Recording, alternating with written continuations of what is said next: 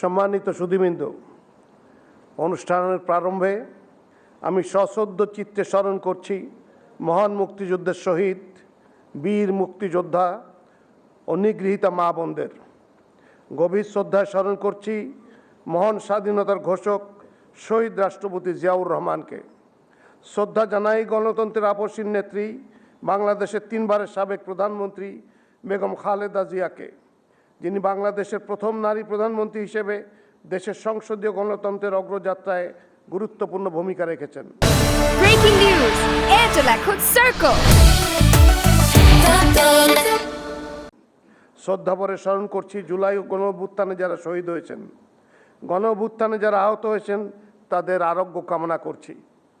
সম্মানিত সুধীবৃন্দ, নির্বাচন কমিশন সচিবালয়ের 20 আগস্ট 2026 তারিখের 332 নম্বর প্রজ্ঞাপন অনুযায়ী রাষ্ট্রপতি নির্বাচন আইন 1991 এর ধারা 7 এবং রাষ্ট্রপতি নির্বাচন বিধিমালা 1991 এর বিধি 12 এর উপবিধি 6 অনুসারে মির্জা ফখরুল ইসলাম আলমগীর গণপ্রজাতন্ত্রী বাংলাদেশের রাষ্ট্রপতি পদে নির্বাচিত হয়েছেন।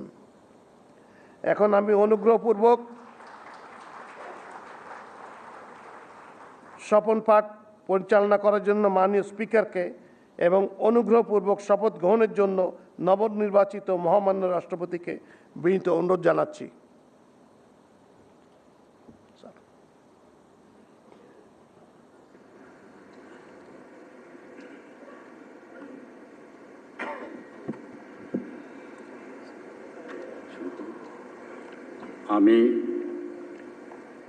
আমি মির্জা ফখরুল ইসলাম আলমগীর সশ্রদ্ধ চিত্তে শপথ বা দৃঢ়ভাবে ঘোষণা করিতেছি যে আমি আইন অনুযায়ী বাংলাদেশের রাষ্ট্রপতি পদের কর্তব্য বিশ্বস্ততার সহিত পালন করিব।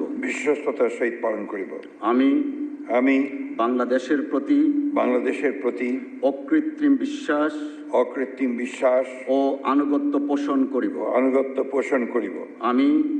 আমি সংবিধানের রক্ষণ সমর্থন ও নিরাপত্তা বিধান করিব এবং আমি ভীতি বা অনুগ্রহ অনুরাগ বা বিরাগের বশবর্তী না হইয়া সকলের প্রতি আইন অনুযায়ী যথাবিহিত আচরণ করিব।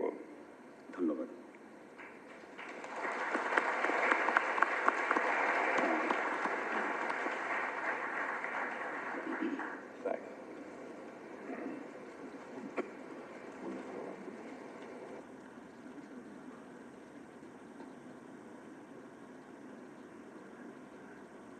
শপথনামা স্বাক্ষর।